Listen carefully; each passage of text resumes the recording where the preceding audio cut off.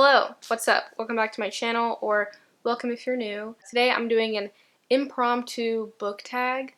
Haven't done a book tag in a minute on my channel. I like book tags. They're fun. You know, they're fun. Today I'm doing the Nope trope book tag, which is created by Zoe from Zoe's All Booked. I'll leave a link to her video in the description. And yeah, let's begin the tag. So the first question in the tag, the first Nope trope, is eavesdropping with miscommunication. Name a book you heard great things about and expected to love but ended up hating. I actually really hate this trope. This trope bothers me so much when a character does this shit.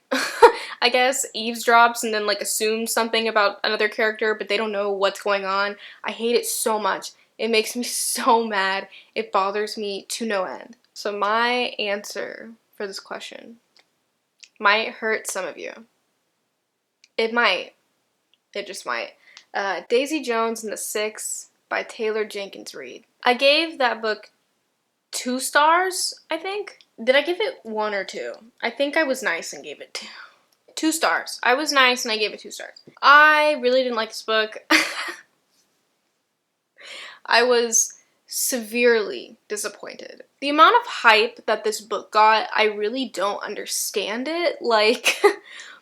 I really don't. It confuses me why this book is so popular and why so many people like this book. I remember when, I don't know, this book was popping 2 years ago or something, and everybody was like, oh my god, I cried, it's so good. And I was reading and I was just like, when does it get good though? I don't. You know, if you like it, good for you. I'm really happy for you that you had a good experience reading this book.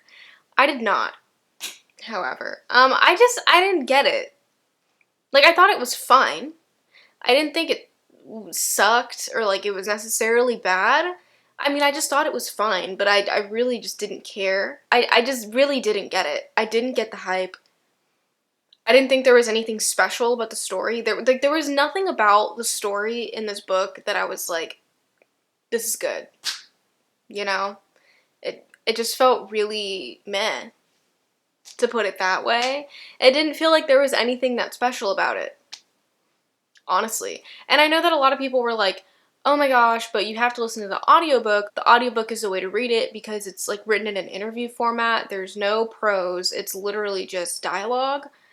But I'm listening to the voices that I have for the characters in my head, when I'm reading. I can hear it in my head. So I don't think the audiobook would make much of a difference. And also at that point, if you're listening to the audiobook, I mean because it's just dialogue, it's kind of just a podcast at that point. And if I'm reading a book, I want to read a book. I don't want to listen to a podcast. I don't know, whatever. It just wasn't for me. That's it. The second Nope trope question is love triangles. Name a series where you can't pick your favorite book. I actually like love triangles. When they're done right, when they're done well, I like them. I think that they can be fun, you know? I don't read a lot of series. I've said this numerous times on my channel. I don't read a lot of series, you know? Series and I have a difficult relationship. Just about every series that I begin, I don't continue. I don't care enough, you know? And that happens all the time with book series. And it's really, really disappointing. So I don't have an answer to the specific question. So I'm gonna tweak it a little bit, you know? Just put my own spin on it, you know what I mean? In just about every love triangle, 9 out of 10 love triangles, at the end of the story, the protagonist does end up picking a love interest. They have to pick one. That's just how it goes. So I'm going to be picking my favorite books from series that I've read because that, in my mind, I have made a way to connect this to the original question. So we're just gonna roll with it, you know, we're just gonna go with it. City of Glass and City of Fallen Angels from the Mortal Instruments. It's been a minute, it's been a long minute since I've read this series. I really, really want to do a reread, so that may be happening soon. But it's been a long time since I've read this series, and I remember these being my favorite. However, I really do remember loving City of Fallen Angels. I thought it was so good. I don't know what it was. When I finished this book, I was like, this is the best book I've ever read in my life. I don't know, but yes, these two. Of course, Miss Clockwork Princess from the Infernal Devices. We cannot forget her. She's a queen. We love her. She has broken all of our hearts, and we love it. We love it. Catching Fire from the Hunger Games trilogy. This is the best book in the trilogy. No one can argue with me. You know, that's just that. I feel like this is actually like the consensus, like opinion. I feel like a lot of people do think that this is the best book in the trilogy. It's usually between this book and Mockingjay, but I thought Mockingjay was like tediously boring. So, Catching Fire. Insurgent from the Divergent trilogy. Another middle book in a trilogy being the best one. I don't know what it is about these middle books, but they're bangers, man. They're bangers. New Moon from the Twilight series. I haven't even finished the Twilight series. I've never read Breaking Dawn. I still have not read Breaking Dawn. But you know what? I've read this one. And it's my favorite.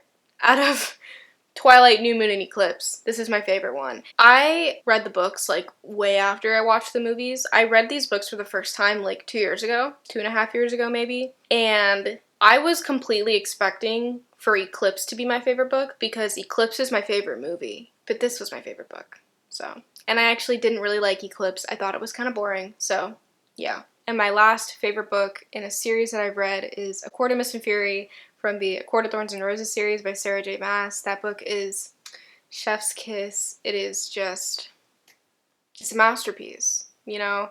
It's a masterpiece. Again, with the middle books. Bangers. They're bangers. The third nope trope question is not like other girls / didn't know I'm beautiful. Name a book that has a pretty cover but was boring as hell. We all hate this trope. I don't know anybody that likes this trope. This trope sucks. But my answer to this one is Wilder Girls by Rory Power. Now, it was a DNF, so I don't know if it like picked up at some point during the book, but yes. The cover on this book is stunning.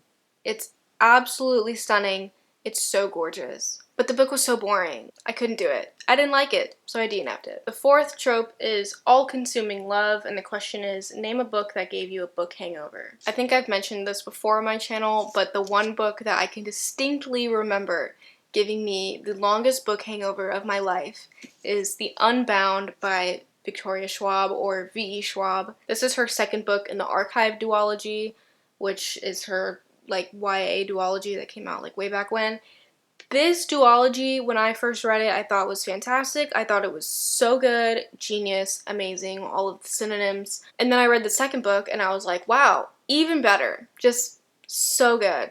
Absolutely fantastic. And that was it. She didn't write another one. And I was sad.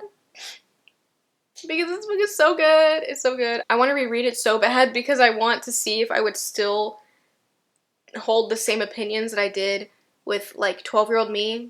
I feel like I knew myself pretty well back then, so I think that my opinions might still be the same, but I don't know. I read this book and I honestly could not read anything else for almost a year. And it was really bad. It sucked so bad. I read this, and then I tried to read, like, The Son of Neptune or something, and I DNF'd it. Like, I couldn't do it. I tried to read so many other things after this, and I could not read anything. I could not finish a single book until, like, maybe almost a year later. Maybe not a whole year, but, like, 8 months, maybe. It put me in the biggest hangover of my life, and then, because I was in such a bad, like, book hangover, it put me in a really bad reading slump. So, thank you, Miss Schwab. You did that. You really did that with this series. So the next trope is the douchebag boyfriend trope, which I don't like this trope either. I mean, I like the, like, bad boy trope, but this is just a little bit different. You know, you can't actually be mean. Like fake bad boy trope. And the question is, name a book that took you a while to get into, but you ended up loving. Interview with the Vamp... Oh! I'm just blind, everybody. Interview with the Vampire by Anne Rice. This book, honestly, the first time I read it, I was so bored. Probably, like, for the first half of the book, I was really bored. And then it just clicked with me, you know? I listened to the vibes a little bit more. and I got it. I've read this book twice. The first time, like I said, for the first half, I was honestly really bored, and then the second half, it just clicked with me, and I really liked it. And then I reread it last October and just loved it the entire time, and it is now one of my favorite books ever. So yes, this book definitely took me a little bit to get into.